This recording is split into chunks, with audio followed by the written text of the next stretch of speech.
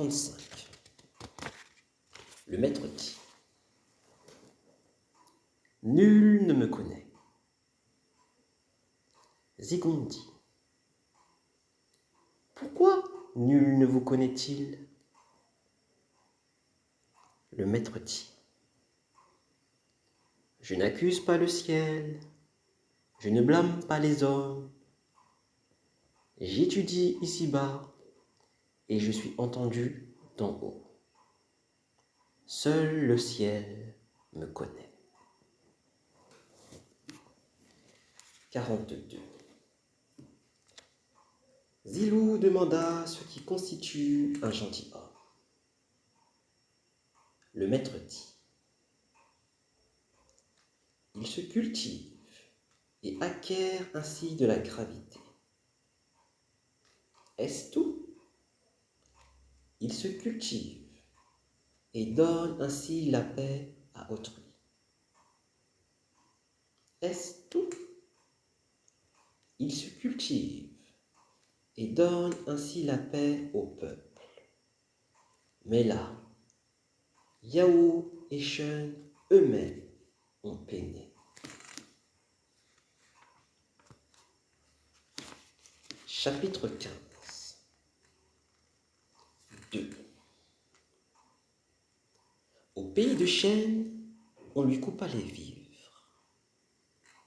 Ses disciples, affaiblis, ne tenaient plus sur leurs jambes. Indigné, Zilou vint le trouver et dit: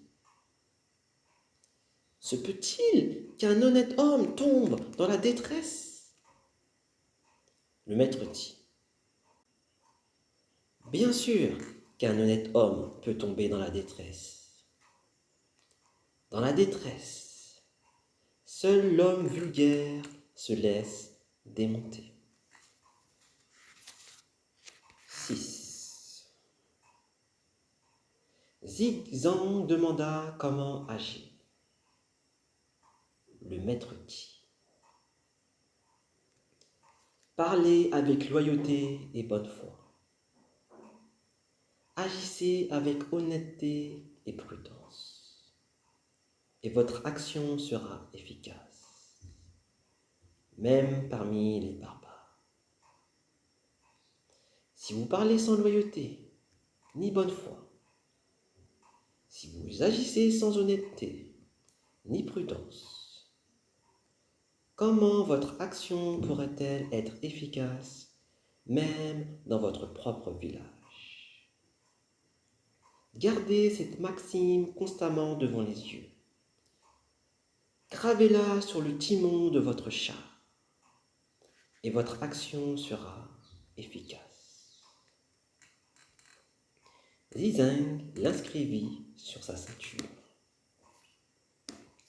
8. Le maître dit: Si vous avez affaire à un homme capable de comprendre vos paroles, mais que vous ne l'instruisez pas, vous gaspillez un homme. Si vous avez affaire à un homme incapable de comprendre vos paroles et que vous l'instruisiez, vous gaspillez vos paroles. Le sage ne gaspille ni les hommes, ni les paroles. 9. Le maître dit: Un homme de cœur, un homme pleinement homme, ne cherche pas à survivre aux dépens de son humanité. Au besoin, il donne sa vie pour préserver son humanité. 10. Zizang demanda comment pratiquer la vertu suprême. Le maître dit: Un artisan qui veut faire du bon ouvrage doit d'abord aiguiser ses outils. Où que vous résidiez, mettez-vous au service des officiers les plus sages et liez-vous d'amitié avec les gentilshommes les plus vertueux. 12. Le maître dit: Qui ne se préoccupe pas de l'avenir lointain se condamne aux soucis immédiats. 13. Le maître dit: il n'y a pas à sortir de là. Je n'ai jamais vu quelqu'un qui aimait la vertu autant que le sexe. 15. Le maître dit: sévérité envers soi-même et indulgence envers les autres tiennent le ressentiment à distance. 17. Le maître dit: qu'ils sont pénibles ces gens qui passent toute la journée en société, se bornant à faire des jeux d'esprit, sans que leur conversation lève jamais une seule vérité. 18. Le maître dit: l'honnête homme se base sur la justice, agit selon les rites, s'exprime avec modestie et conclut de bonne foi. Ainsi fait l'honnête homme. 19. Le maître dit: l'honnête homme souffre de son incompétence.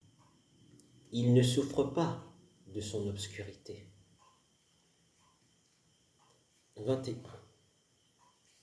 Le maître dit: l'honnête homme est exigeant envers soi.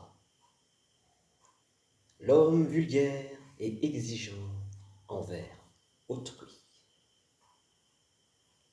22. Le maître dit: l'honnête homme est fier, mais pas agressif. Sociable, mais pas partisan. 23. Le maître dit: l'honnête homme n'approuve pas un individu parce qu'il soutient une certaine opinion, ni ne rejette une opinion parce qu'elle émane d'un certain individu.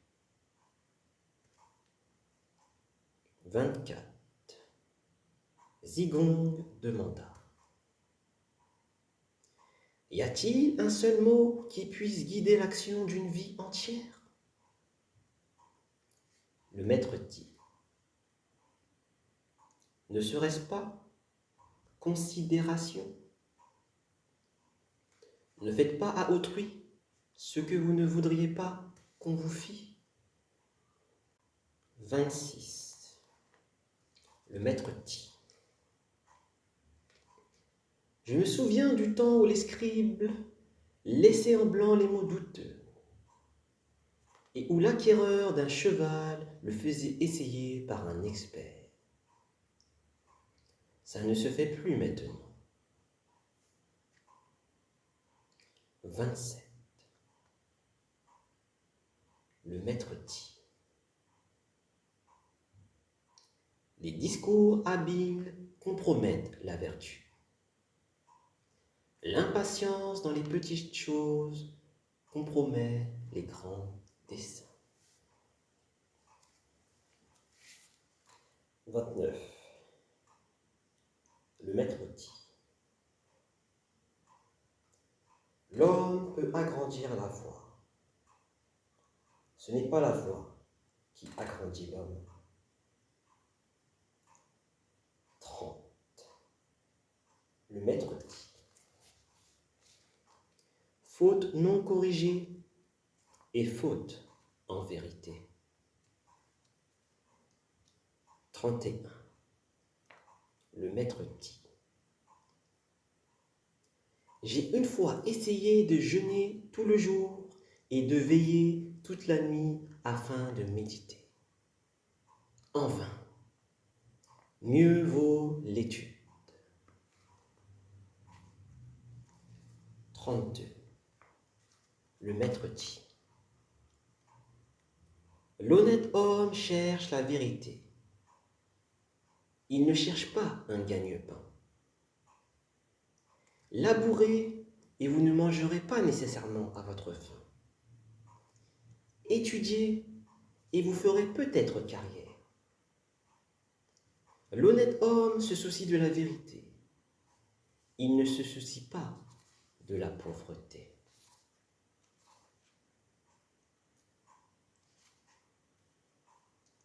Chapitre 16. 4. Confucius dit: 3 sortes d'amis sont utiles. 3 sortes d'amis sont néfastes. Les utiles, un ami droit, un ami fidèle, un ami cultivé. Les néfastes, un ami faux, un ami mou, un ami bavard. 5. Confucius dit: 3 sortes de plaisirs sont bénéfiques, 3 sortes de plaisirs sont néfastes. Les bénéfiques, le plaisir qu'on tire d'un rituel et d'une musique bien réglée. Le plaisir de célébrer les mérites d'autrui.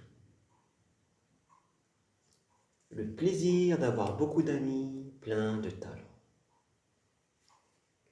Les néfastes, les plaisirs de l'extravagance, les plaisirs du vagabondage, les plaisirs de la ripaille. 6. Confucius dit: en compagnie d'un gentilhomme, il faut se garder de 3 fautes. Parler sans y être invité, ce qui est une impertinence. Ne pas parler quand on y est invité, ce qui est de la dissimulation. Parler sans observer les réactions de l'autre, ce qui est de l'aveuglement. 8. Le maître dit: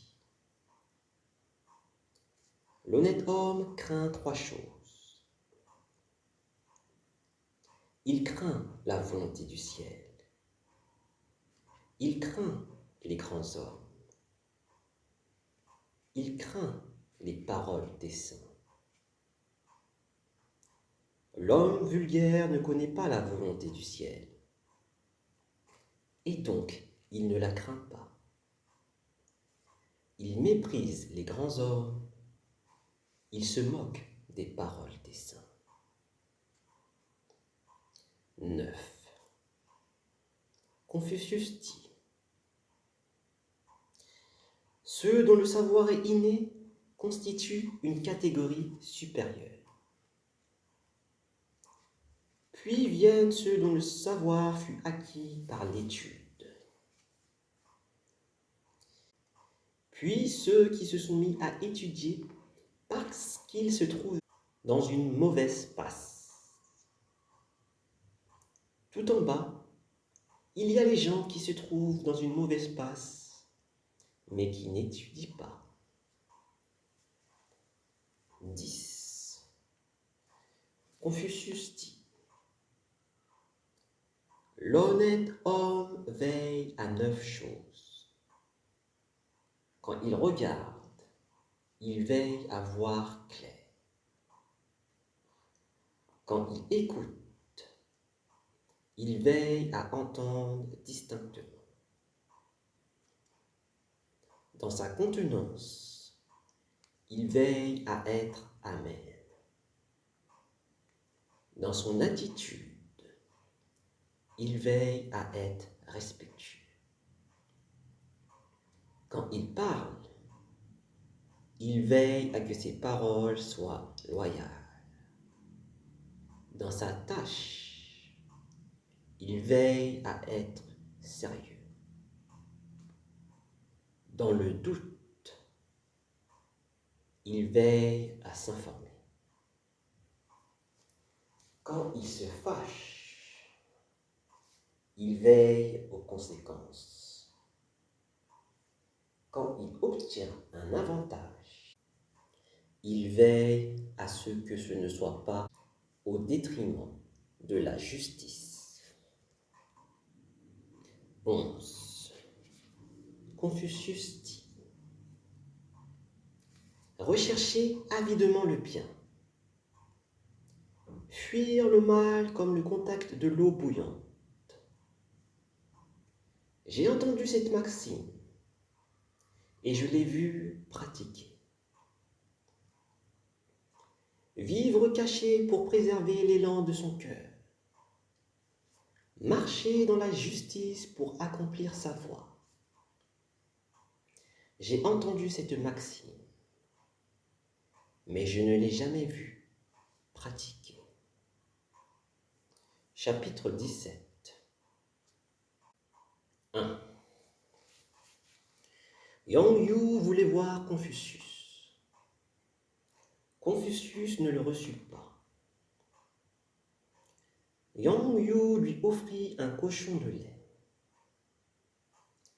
Confucius attendit que Yang Yu fût sorti pour lui faire une visite de remerciement. Mais il le rencontra en chemin. Yang Yu l'interpella. « Venez, j'ai à vous parler. » Il continua. « Peut-on appeler vertueux un homme qui cache ses talents tandis que son pays va à la ruine? Je ne le pense pas. Peut-on appeler sage un homme qui brûle d'agir mais en rate toutes les occasions? Je ne le pense pas. Les jours et les mois passent, le temps n'est pas de notre côté. Confucius dit: soit, je vais accepter une charge.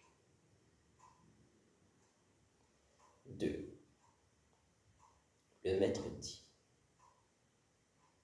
la nature rapproche, la coutume sépare. Le maître dit: seuls les gens suprêmement intelligents et les gens suprêmement bêtes ne changent pas. 5. Gongshan Furao, qui commandait la place forte de Bi, se rebella. Il invita Confucius à le joindre. Confucius avait envie d'accepter.